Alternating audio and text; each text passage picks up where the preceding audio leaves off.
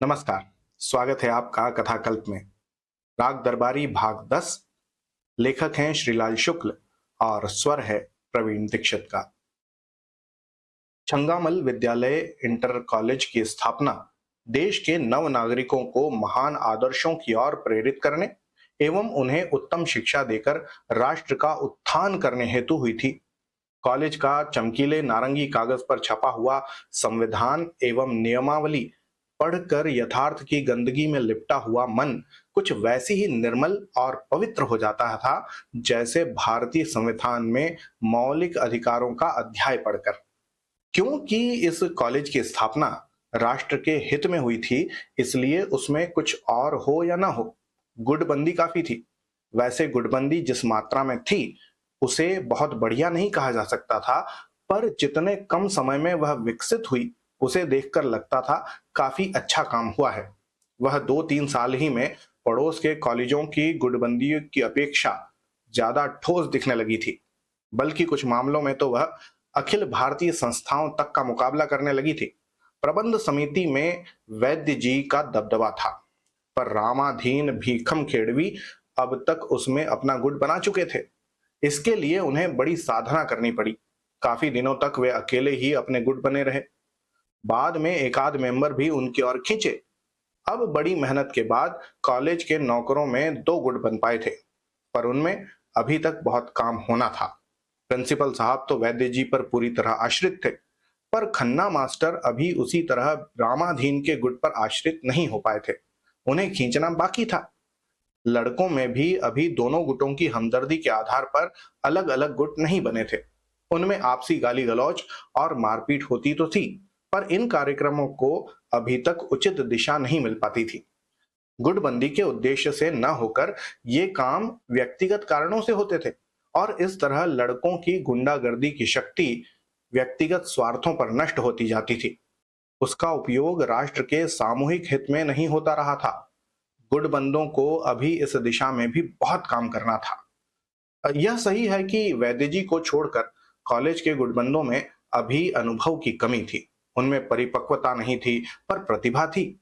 उसका चमत्कार साल में एक आध बार जब फूटता तो उसकी लहर शहर तक पहुंचती। वहां कभी कभी ऐसे दांव भी चले जाते जो बड़े बड़े पैदाइशी गुटबंदों को भी हैरानी में डाल देते। पिछले साल रामाधीन ने वैद्य जी पर एक ऐसा ही दांव फेंका था। वह खाली गया, पर उसकी चर्चा दूर दूर तक हुई। अखबारों में जिक्र आ गया। उससे एक गुटबंद इतना प्रभावित हुआ कि वह शहर से कॉलेज तक सिर्फ दोनों गुटों की पीठ ठोंकने दौड़ा आया। वह एक सीनियर गुटबंद था और अक्सर राजधानी में रहता था।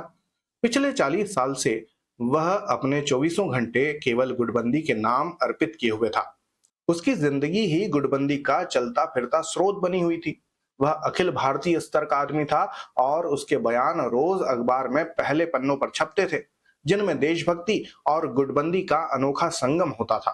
उसके एक बार कॉलेज में आ चुकने के बाद लोगों को इत्मीनान हो गया था कि यहाँ अब कॉलेज भले ही खत्म हो जाए, गुटबंदी कभी खत्म नहीं होगी। सवाल है, गुटबंदी क्यों थी?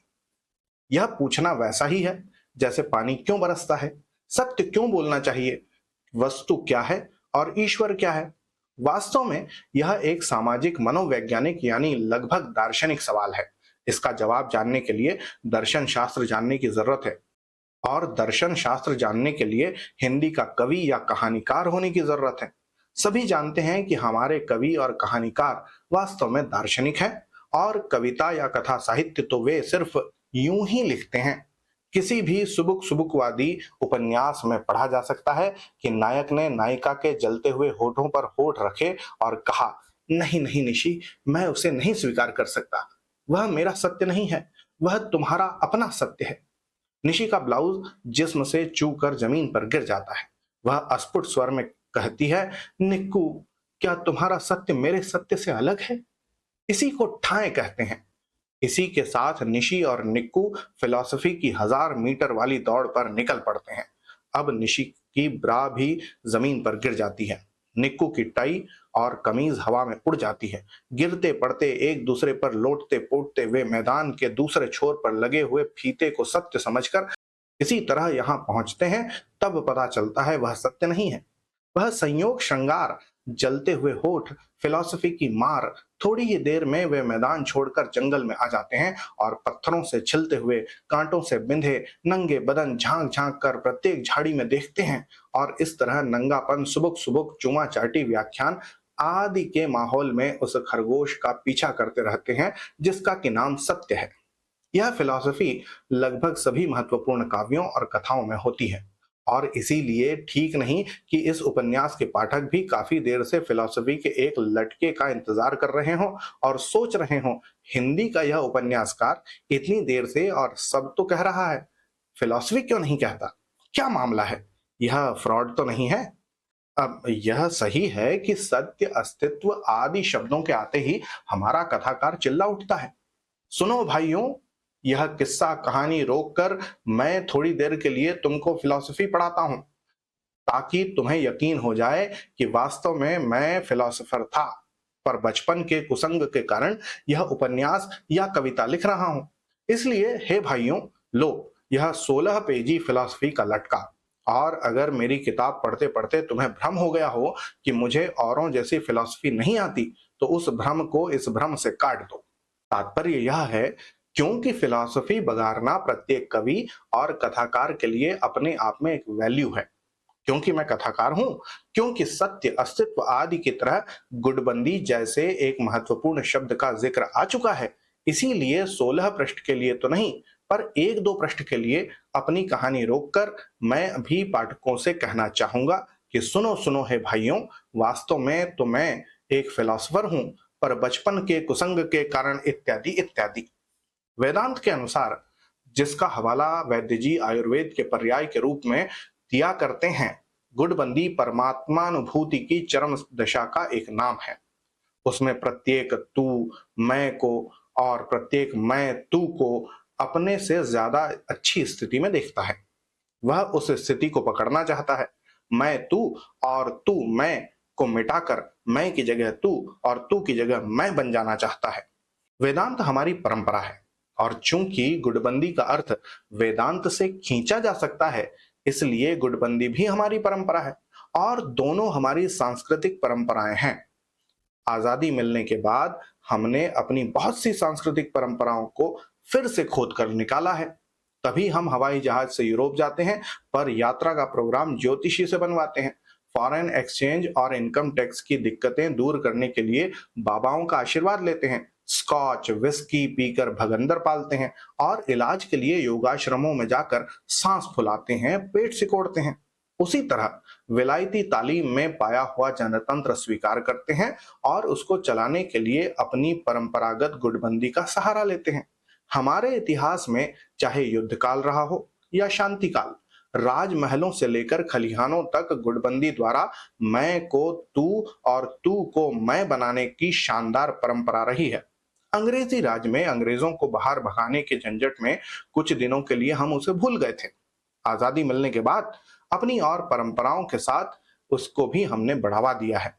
अब हम गुटबंदी को तू तू मैं, लात जूता, साहित्य और कला आदि सभी पद्धतियों से आगे बढ़ा रहे हैं। यह हमारी सांस्कृतिक आस्था है, यह वेदांत को जन्म देने वाले देश की उपलब्धि है। यही संक्षेप में गुटबंदी का दर्शन, इतिहास और भूगोल है। इन मूल कारणों के साथ कॉलेज में गुटबंदी का एक दूसरा कारण लोगों का यह विचार था कि कुछ होते रहना चाहिए। यहाँ सिनेमा नहीं है, होटल नहीं है, कॉफी हाउस नहीं, मारपीट, छुरेबाजी, सड़क की दुर्घटनाएं, नए नए फैशनों की लड़कियां, नुमाइशें, गाली गलौज वाली सार्वजनिक सभाएं भी नहीं है। लोग कहाँ जाएं, क्या देखें, क्या सुने? इसलिए कुछ होते रहना चाहिए। 4 दिन हुए, कॉलेज में एक प्रेम पत्र पकड़ा गया था, जो एक लड़के ने एक लड़की को लिखा था। लड़के ने चालाकी दिखाई थी। पत्र पढ़ने से लगता था कि वह सवाल नहीं, लड़की के पत्र का जवाब है, पर चालाकी कारगर नहीं हुई। लड़का डांटा गया, पीटा गया, कॉलेज से निकाला गया। फिर उसके बाप के इस आश्वासन पर कि लड़का दोबारा प्रेम न करेगा, और इस वादे पर कि कॉलेज के नए ब्लॉक के लिए 25,000 ईंटें दे दी जाएंगी, कॉलेज में फिर से दाखिला कर लिया गया। कुछ हुआ भी तो उसका असर 4 दिन से ज्यादा नहीं रहा। उससे पहले एक लड़के के पास देसी कारतूसी तमंचा बरामद हुआ था। तमंचा बिना कारतूस का था और इतना भोंडा बना था कि इस देश के लोहारों की कारीगरी पर रोना आता था। पर इन कमजोरियों के होते हुए भी कॉलेज में पुलिस आ गई और लड़के को और वैद्य जी का आदमी होने के बावजूद क्लर्क साहब को पुलिस थाने ले गई।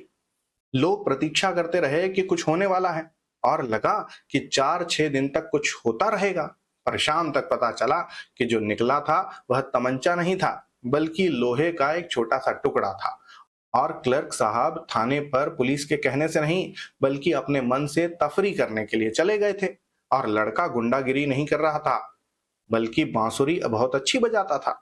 शाम को जब क्लर्क तफरी करता हुआ और लड़का बांसुरी बजाता हुआ थाने से बाहर निकला, तो लोगों की तबीयत गिर गई।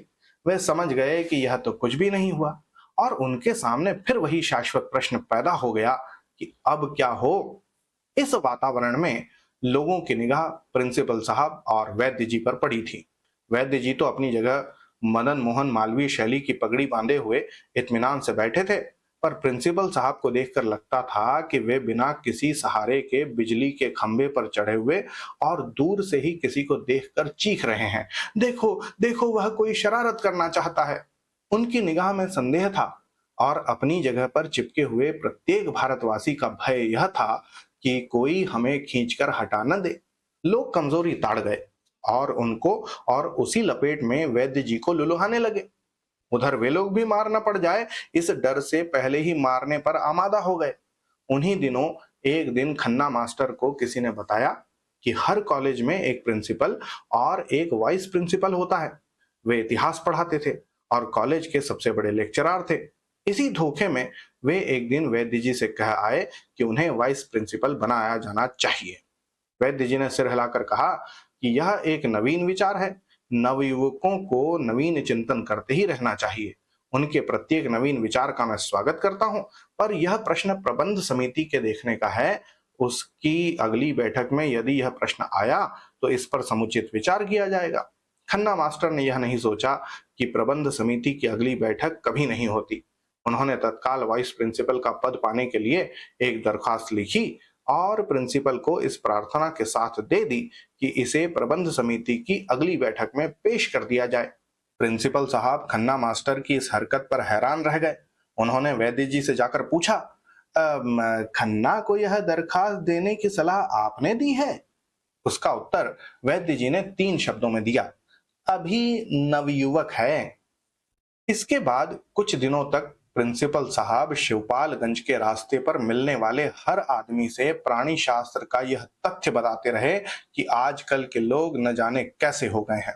खन्ना मास्टर की इस हरकत का वर्णन वे मुंह में राम बगल में छुरी, हमारी ही पाली लोमड़ी हमारे ही घर में हुआ हुआ, यद्यपि लोमड़ी हुआ हुआ नहीं करती, पर फिर भी पीठ में छुरा भोंकना, मेंढक को जुकाम हुआ है जैसी कहावतों के सहारे करते रहे।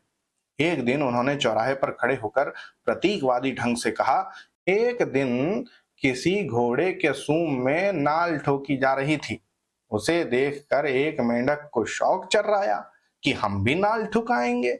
बहुत कहने पर नाल वाले ने मेंढक के पैर में जरा सी कील ठोक दी। बस मेंढक भाई वहीं ढेर हो गए। शौकीनी का नतीजा बुरा होता है। इस पंचतंत्र के पीछे वही भय था। आज जो वाइस प्रिंसिपल होना चाहता है वह कल प्रिंसिपल चाहेगा। इसके लिए वह प्रबंध समिति के मेंबरों को अपनी ओर तोड़ेगा, मास्टरों का गुट बनाएगा, लड़कों को मारपीट के लिए उकसाएगा, ऊपर शिकायतें भिजवाएगा। वह कमीना है और कमीना रहेगा। सच्चाई छुप नहीं सकती बनावट के उसूलों से, कि खुशबू आ नहीं सकती कभी कागज के फूलों से। इस कविता को ऊपर दर्ज करके रामाधीन भीकम खेड़वी ने वैद्य जी को जो पत्र लिखा था उसका आशय था कि प्रबंध समिति की बैठक जो पिछले 3 साल से नहीं हुई है 10 दिन में बुलाई जानी चाहिए और कॉलेज की साधारण समिति की सालाना बैठक जो कि कॉलेज की स्थापना के साल से अब तक नहीं हुई है के बारे में वहां विचार होना चाहिए। उन्होंने विचारणीय विषयों में वाइस प्रिंसिपल के तकर्रुरी का हवाला भी दिया था। प्रिंसिपल साहब जब यह पत्र अपनी जेब में डालकर वैद्य जी के घर के बाहर निकले तो उन्हें अचानक उससे गर्मी से निकलती महसूस हुई।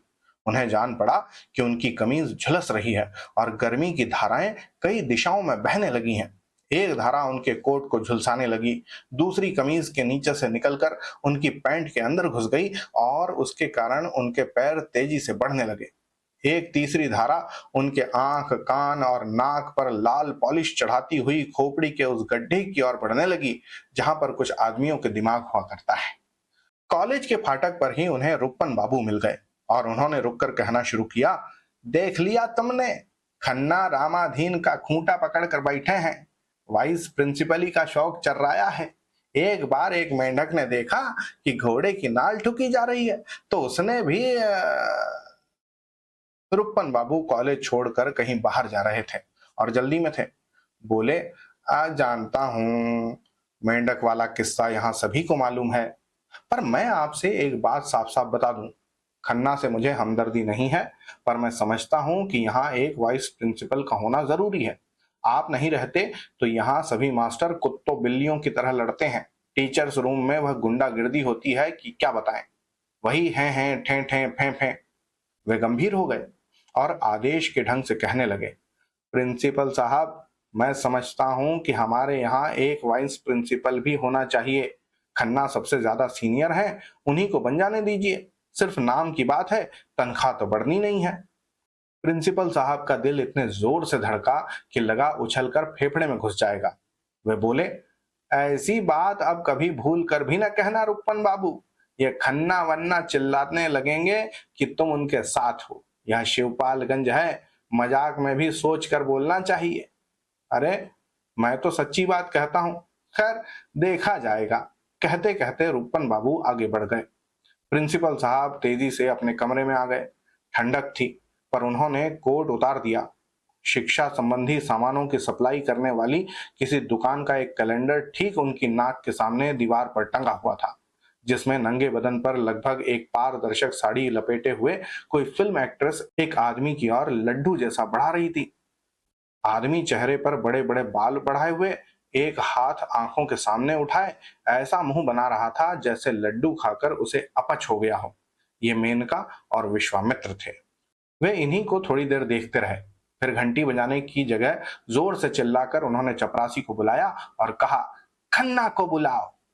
चपरासी ने रहस्य के स्वर में कहा, फील्ड की तरफ गए हैं, मालवी जी साथ में हैं। प्रिंसिपल ने उकताकर सामने रखे हुए कलमदान को घसीटकर दूर रख दिया। कलमदान भी नमूने के तौर पर किसी एजुकेशन एम्पोरियम से मुफ्त में मिला था और जिस तरह प्रिंसिपल साहब ने उसे दूर पर पटका था, उससे लगता था उस साल एम्पोरियम का कोई भी माल कॉलेज में नहीं खरीदा जाएगा। पर प्रिंसिपल साहब का मतलब यह नहीं था।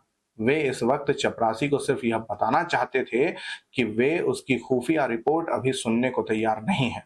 उन्होंने कड़क कर कहा, मैं कहता हूं खन्ना को इसी वक्त बुलाओ। चपरासी गाढ़े का साफ कुर्ता और साफ धोती पहने हुए था। उसके पैरों में खड़ाऊ और माथे पर तिलक था। उसने शांतिपूर्वक कहा, जा रहा हूं, खन्ना को बुलाए लेता हूं। इतना नाराज क्यों हो रहे हैं? प्रिंसिपल साहब दांत पीसते हुए तिरछी निगाहों से मेज पर रखे हुए टीन के एक टुकड़े को देखते रहे। इस पर पॉलिश करके एक लाल गुलाब का फूल बना दिया गया था। नीचे तारीख और महीना बताने के लिए कैलेंडर लगाया गया था। इसे शराब बनाने की एक प्रसिद्ध फर्म ने पंडित जवाहरलाल नेहरू की यादगार में बनवाया था और मुफ्त में चारों दिशाओं में इस विश्वास के साथ भेजा था कि जहां यह कैलेंडर जाएगा वहां की जनता पंडित जवाहरलाल नेहरू के आदर्शों को और इस फर्म की शराब को कभी न भूलेगी। पर इस वक्त कैलेंडर का प्रिंसिपल साहब पर कोई असर नहीं हुआ। पंडित नेहरू के लाल गुलाब ने उन्हें शांति नहीं दी, न फेनदार बियर की कल्पना ने उनकी आंखों को मूंदने के लिए मजबूर किया। वे दांत पीस रहे थे और पीसते रहे। अचानक जिस वक्त चपरासी की खड़ाऊ दरवाजे की चौखट पार कर रहा था, उन्होंने कहा, रामाधीन इन्हें वाइस प्रिंसिपल ही दिलाएंगे, टुच्चे कहीं के। चपरासी घूम पड़ा, दरवाजे पर खड़े खड़े बोला, गाली दे रहे हो प्रिंसिपल साहब? उन्होंने कहा, ठीक है, जाओ अपना काम करो। अपना काम तो कर ही रहा हूं, आप कहें तो अब ना करूं। प्रिंसिपल माथे पर झुर्रियां डालकर दीवार पर टंगे एक दूसरे कैलेंडर को देखने लगे थे। चपरासी ने उसी तरह पूछा, कहें तो खन्ना पर निगाह रखना बंद कर दूं? प्रिंसिपल साहब चिढ़ गए, बोले, भाड़ में जाओ। चपरासी उसी तरह सीना ताने खड़ा रहा, लापरवाही से बोला, मुझे खन्ना वन्ना न समझ लीजिएगा, काम चौबीसों घंटे करा लीजिए, वह मुझे बर्दाश्त है, पर यह अबे तबे तू तड़ाक मुझे बर्दाश्त नहीं है। प्रिंसिपल साहब उसकी ओर देखते रह गए। चपरासी ने कहा, आप बामन हैं और मैं भी बामन हूं, नमक से नमक नहीं खाया जाता। हाँ। प्रिंसिपल साहब ने ठंडे सुरों में कहा, तुम्हें धोखा हुआ है, मैं तुम्हें नहीं खन्ना के लिए कह रहा था, टुच्चा है, रामाधीन से मिलकर मीटिंग करने का नोटिस भिजवाता है। चपरासी को यकीन दिलाने के लिए कि यह गाली खन्ना को ही समर्पित है, उन्होंने फिर कहा, टुच्चा, अभी बुलाए लाता हूं। चपरासी की आवाज भी ठंडी पड़ गई। प्रिंसिपल साहब खड़ाउओं की धीमी पड़ती हुई खटखट सुनते रहे। उनकी निगाह एक तीसरे कैलेंडर पर जाकर केंद्रित हो गई, जिसमें 5-5 साल के दो बच्चे बड़ी बड़ी राइफलें लिए बर्फ पर लेटे थे और शायद चीनियों की फौज का इंतजार कर रहे थे, और इस तरह बड़े कलात्मक ढंग से बता रहे थे कि फैक्ट्री में जूट के थैले सबसे अच्छे बनते हैं। प्रिंसिपल साहब इस कैलेंडर पर निगाह जमाकर बैठे हुए खन्ना का इंतजार करते रहे और सोचते रहे कि इसे वाइस प्रिंसिपली का शौक न चर्राया होता तो कितना अच्छा होता। वे भूल गए कि सबके अपने अपने शौक हैं। रामाधीन भीखम खेड़वी को चिट्ठी के आरंभ में उर्दू कविता लिखने का शौक है, खुद उन्हें अपने दफ्तर में रंग बिरंगे कैलेंडर लटकाने का शौक है, और चपरासी को, जो कि क्लर्क ही की तरह वैद्य जी का रिश्तेदार था, अकड़ कर बात करने का शौक है। प्रिंसिपल साहब खन्ना का इंतजार करते रहे। उधर होने वाली घटना को ऐतिहासिक बनाने के लिए बाहर के बरामदे में क्लर्क साहब आकर खड़े हो गए।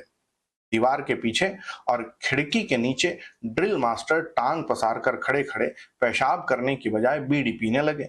इस बात का खतरा नहीं रहा कि खन्ना और प्रिंसिपल साहब का संवाद जनता तक पहुंचने के पहले ही हवा में उड़ जाएगा। रात रंगनाथ और बद्री छत पर कमरे में लेटे थे और सोने के पहले की बेतरतीब बातें शुरू हो गई थीं। रंगनाथ ने अपनी बात खत्म करते हुए कहा, पता नहीं चला कि प्रिंसिपल और खन्ना में क्या बात हुई। ड्रिल मास्टर बाहर खड़ा था। खन्ना मास्टर ने चीख कर कहा, आपकी यही इंसानियत है। वह सिर्फ इतना ही सुन पाया। बद्री ने जम्हाई लेते हुए कहा, प्रिंसिपल ने गाली दी होगी, उसी के जवाब में उसने इंसानियत की बात कही होगी। यह खन्ना इसी तरह बात करता है, साला बांगड़ू है। रंगनाथ ने कहा, गाली का जवाब तो जूता है। बद्री ने इसका कोई जवाब नहीं दिया। रंगनाथ ने फिर कहा, मैं तो देख रहा हूं यहां इंसानियत का जिक्र ही बेकार है। बद्री ने सोने के लिए करवट बदल ली।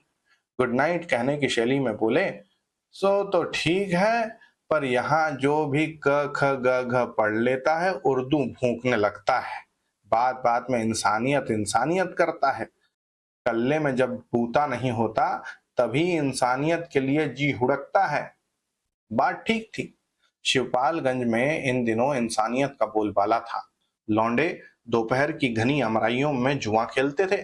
जीतने वाले जीतते थे, हारने वाले कहते थे, यही तुम्हारी इंसानियत है, जीतते ही तुम्हारा पेशाब उतर आता है, टरकने का बहाना ढूंढने लगते हो। कभी कभी जीतने वाला भी इंसानियत का प्रयोग करता था। वह कहता, क्या इसी का नाम इंसानियत है? एक दाव हारने में ही पिलपिला गए। यहाँ 4 दिन बाद हमारा एक दाव लगा तो उसी में हमारा पेशाब बंद कर दोगे। ताड़ी घर में मजदूर लोग सिर को दाएं बाएं हिलाते रहते। 1962 में भारत को चीन के विश्वासघात से जितना सदमा पहुंचा था, उसी तरह के सदमे का दृश्य पेश करते हुए कहते, बुधवा ने पक्का मकान बनवा डाला, कारखाने वालों के ठाठ हैं, हमने कहा पाहुन आए हैं, ताड़ी के लिए 2 रुपए निकाल दो, तो उसने सीधे बात नहीं की, पिछल्ला दिखा के चला गया। बताओ नगेसर, क्या यही इंसानियत है? यानी इंसानियत का प्रयोग शिवपालगंज में उसी तरह चुस्ती और चालाकी का लक्षण माना जाता था जिस तरह राजनीति में नैतिकता का। यह दूसरी बात है कि बद्री पहलवान इसे कल्ले की कमजोरी समझते थे। यह संदेश देकर और नैतिकता पर उसे लागू करने के लिए रंगनाथ को जागता छोड़कर वे बात की बात में सो गए। रंगनाथ कंबल ओढ़े छत की ओर देखता हुआ लेटा रहा। दरवाजा खुला था और बाहर चांदनी फैली थी। थोड़ी देर उसने सोफिया लॉरेन और एलिजाबेथ का ध्यान किया, पर कुछ क्षण बाद ही इसे चरित्रहीनता की अलामत मानकर वह अपने शहर के धोबी की लड़की के बारे में सोचने लगा, जो धुलाई के कपड़ों से अपने लिए पोशाक निकालते वक्त पिछले दिनों बिना बाह के ब्लाउज को ज्यादा तरजीह देने लगी थी।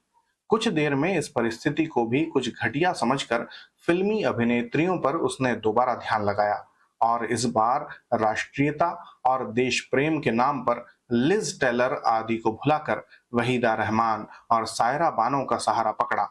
2-4 मिनट बाद ही वह इस नतीजे पर पहुंचने लगा कि हर बात में विलायत से प्रेरणा लेना ठीक नहीं है और ठीक से मन लग जाए तो देश प्रेम में भी बड़ा मजा है।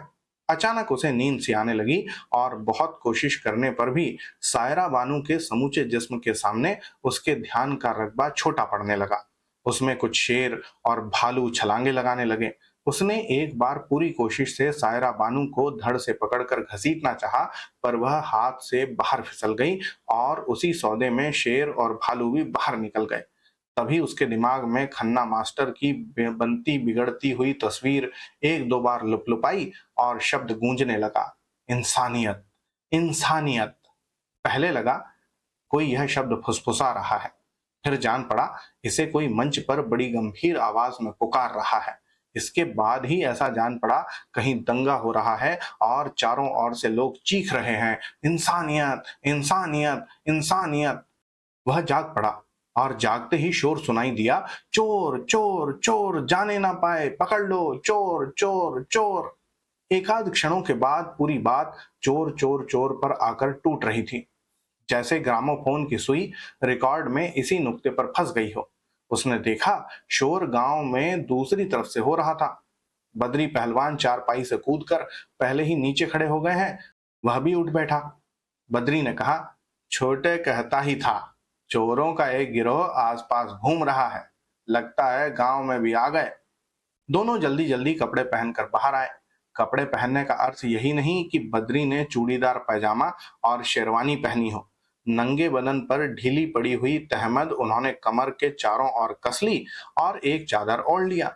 बस कपड़े पहनने की क्रिया पूरी हो गई। रंगनाथ परमहंसों की इस गति तक नहीं पहुंच पाया था। उसने कमीज डाल ली। दरवाजे तक पहुंचते पहुंचते उसके कदम और भी तेज हो गए। तब तक चारों ओर से चोर चोर चोर के नारे उठने लगे थे। शोर हाथों हाथ इतना बढ़ गया कि अंग्रेजों ने अगर 1921 में सुन लिया होता तो हिंदुस्तान छोड़कर वे तभी अपने देश भाग गए होते। दोनों जीने से उतर कर नीचे आए। बैठक से बाहर निकलते निकलते बद्री पहलवान ने रंगनाथ से कहा, तुम यहीं दरवाजा बंद करके घर पर बैठो, मैं बाहर जाकर देखता हूं। उधर रुपन बाबू घर के अंदर से धोती का छोर कंधे पर लपेटते हुए सड़फड़ सड़फड़ वहीं पहुंच गए और बोले, आप दोनों घर पर रहें, मैं बाहर जाता हूं। ऐसा लगा जैसे बाहर जाने का मतलब जौहर दिखलाना था और या चक्रव्यूह भेदना था। दोनों भाई बाहर जाने की जिद पकड़ गए। रंगनाथ ने शहीदों की सी अदा में कहा, यह है तो जाइए आप लोग बाहर, मैं ही घर पर रहूंगा।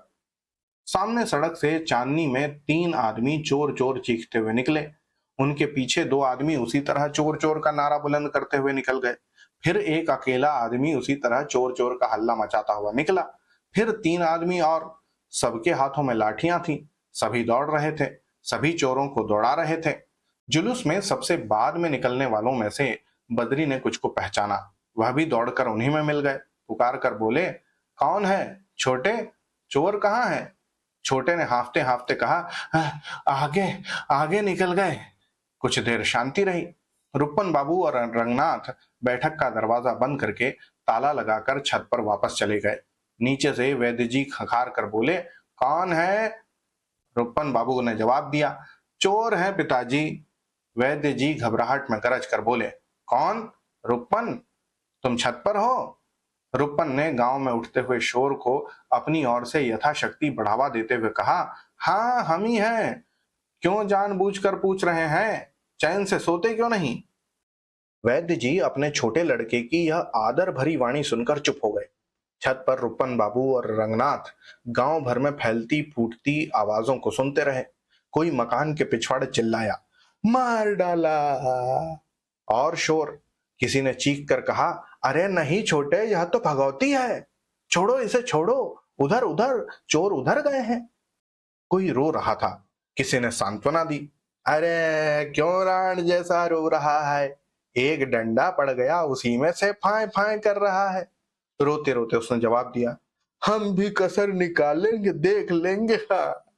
फिर कोहराम, उधर उधर जाने न पाए, दे दाएं से एक लाठी, मारो छल के, क्या साला बाप लगता है क्या। रंगनाथ को उत्साह और उत्सुकता के साथ ही साथ मजा भी आने लगा। यह भी कैसा नियम है, यहाँ लाठी चलाते समय बाप ही को एक अपवाद रूप में छोड़ दिया जाता है। धन्य है भारत, तेरी पितृभक्ति।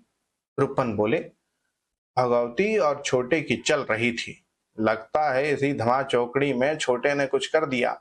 रंगनाथ ने कहा, यह तो बड़ी गड़बड़ बात है।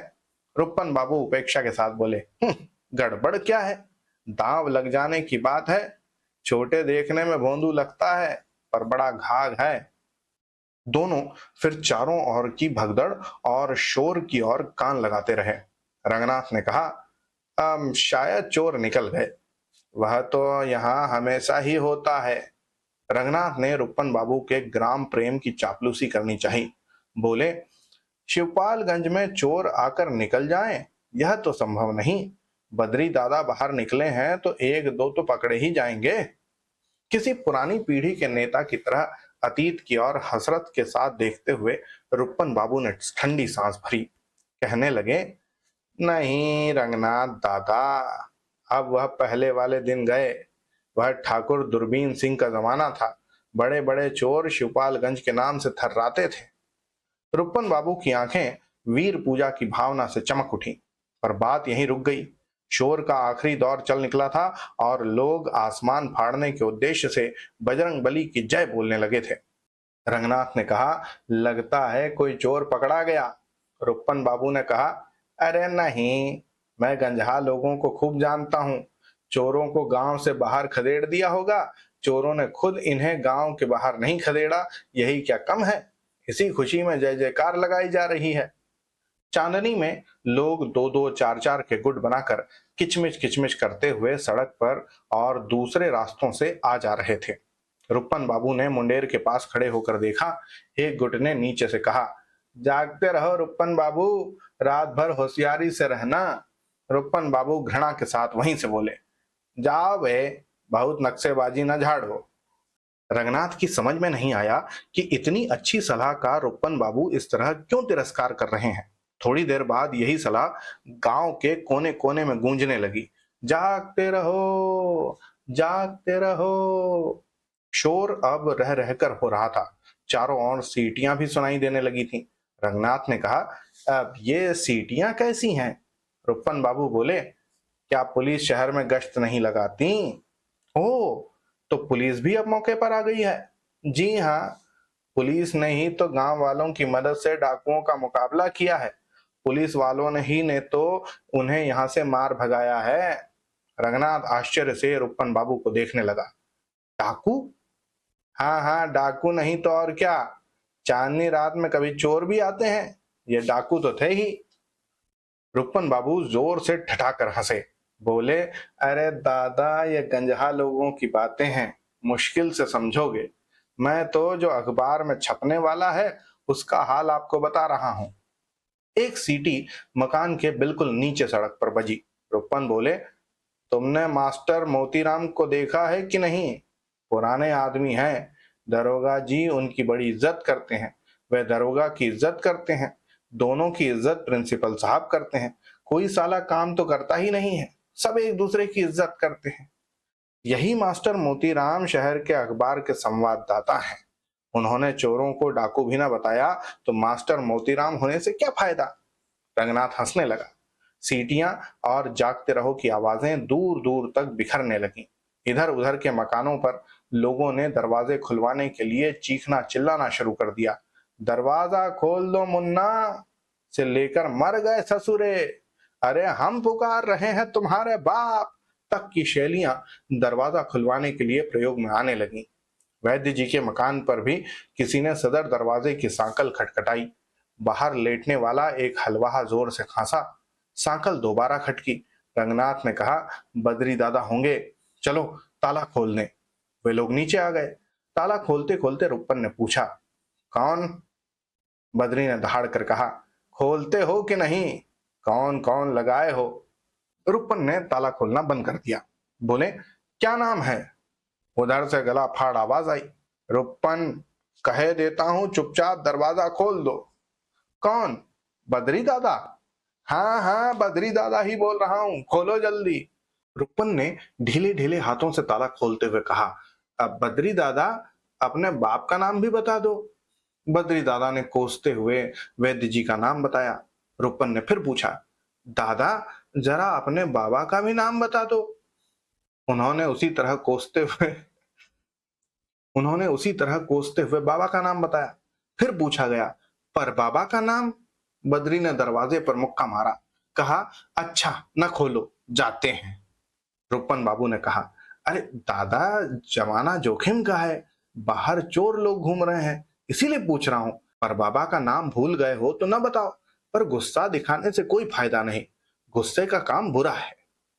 बद्री पहलवान की असलियत की परीक्षा ले चुकने और क्रोध की निस्सारता पर अपनी राय देने के बाद रुपन बाबू ने दरवाजा खोला। बद्री पहलवान बिच्छू के डंक की तरह तिलमिलाते हुए अंदर आए। रुपन बाबू ने पूछा, क्या हुआ दादा, सभी चोर भाग गए? बद्री पहलवान ने कोई जवाब नहीं दिया, चुपचाप जीना पर चढ़कर ऊपर आ गए। रुपन बाबू नीचे ही अंदर चले गए। ऊपर के कमरे में रंगनाथ और बद्री पहलवान जैसे ही अपनी अपनी चारपाइयों पर लेटे, तभी नीचे गली से किसी ने पुकारा, उस्ताद, ओ उस्ताद, नीचे आओ, मामला बड़ा गिचपिच हो गया है। बद्री ने कमरे के दरवाजे से ही पुकार कर कहा, क्या हुआ छोटे, सोने दोगे कि रात भर यही जोते रहोगे? छोटे ने वहीं से जवाब दिया, अरे उस्ताद, सोने वोने की बात छोड़ो, अब तो रपट की बात हो रही है। इधर तो साले गली गली में चोर चोर करते रहे, उधर इसी चिल्लपों में किसी ने हाथ मार दिया, गया दीन के यहाँ चोरी हो गई, उतर जाओ। और इसी के साथ पूरा होता है भाग 10। होती है अगले भाग में फिर मुलाकात, तब तक के लिए धन्यवाद और जय हिंद।